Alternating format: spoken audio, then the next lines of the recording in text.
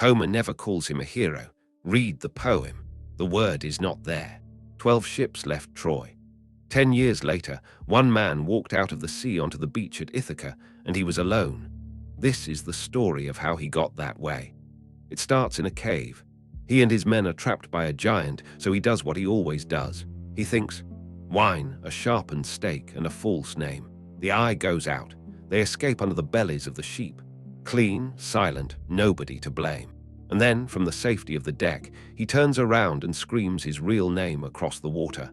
Odysseus, son of Laertes, Ithaca. He needed the credit. The giant's father is Poseidon. That one sentence costs him 10 years and every man he has. Watch what happens to them. He sacks a city on the way home for loot. Men die there for nothing. An island of flowers. His crew eat, forget home, and have to be dragged back to the ships weeping. A god gives him a bag holding every wind, but the one that carries him home. He will not tell his crew what is inside it. For 9 days, he holds the rope himself. They think he is hiding gold. They open it in sight of Ithaca. The coastline of home, gone.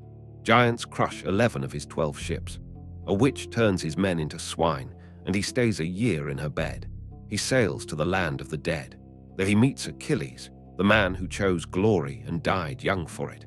Achilles tells him he would rather be a landless slave among the living than king of all the dead. He does not listen. He has himself tied to the mast so he can hear the sirens sing and survive it. Only him. His crew row with wax in their ears. He gets the song, they get the work. Then Scylla. He had been warned he would lose 6 men, and he said nothing to them.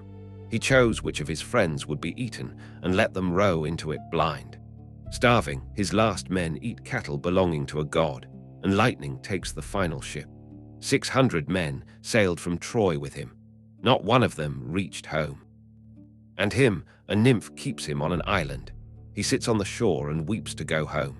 He stays 7 years. He only leaves when a god orders her to release him.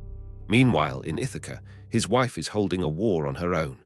108 men are living in her house, eating his herds, waiting for her to break. She says she will choose a husband when the shroud is woven. Every night she unpicks the day's work. 3 years of that. His son grows from a boy into a man, watching it happen.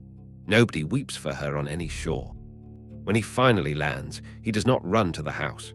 He puts on rags and walks into his own hall as a beggar. He wants to see who stayed loyal. He is testing them. An old dog lying on a dung heap lifts his head. 20 years. The dog knows him instantly. He cannot acknowledge it. It would ruin the disguise. So he looks away. And the dog dies. An old servant washing his feet finds the scar and knows him. He takes her by the throat until she swears to stay silent. Then the bow, not one of them can string it. He can. 1 arrow through 12 axe heads. The doors are barred from the inside, and the hall is emptied. 108 of them. Then he has 12 of the household girls hanged in the courtyard. Homer makes you watch it. No film ever will. Homer knew what he was doing. The first word he uses for this man is not brave. It is not great. It is Polytropos, the man of many turns, of twists and tricks. He was never written as a hero. He was written as a survivor. And the poem is honest about what surviving costs everybody else. Achilles chose glory and lost everything. Odysseus chose home and let 600 men pay for the journey. He gets it all back.